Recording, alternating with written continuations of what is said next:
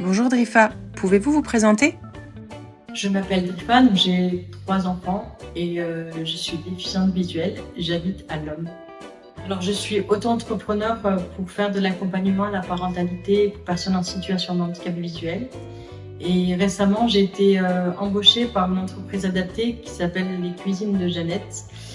Mon travail consiste à animer des ateliers de sensibilisation au handicap visuel dans les écoles, dans les entreprises et des centres de loisirs.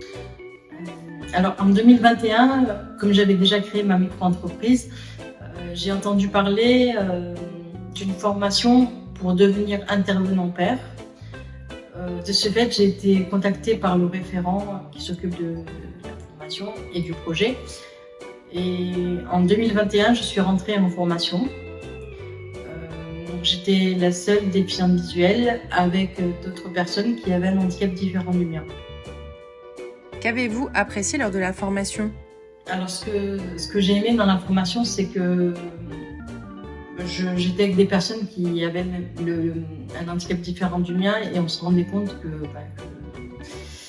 qu'on partageait les mêmes problématiques. Et franchement, ce qui a été bénéfique pour moi, c'est que je me suis rendu compte qu'on s'aidait mutuellement sans se poser aucune question.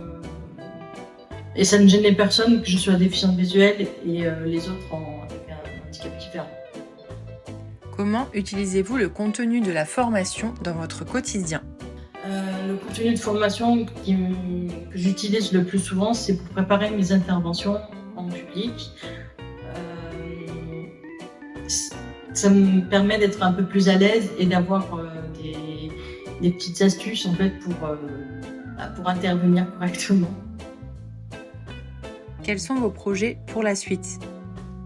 Alors, la suite de mon projet après cette formation, c'est dans le cadre de ma micro-entreprise d'accompagner les parents et les futurs parents en situation de handicap visuel pour s'occuper de leur nouveau-né et après peut-être pour la scolarité aussi, et sensibiliser au mieux les professionnels de santé pour recevoir ces futurs parents, qu'ils soient considérés comme des personnes à part entière et que ce ne soit pas leur handicap qui les définisse. Alors pour les entreprises, ce serait de les sensibiliser le plus possible pour qu'ils puissent recevoir des personnes en situation de handicap et les embaucher.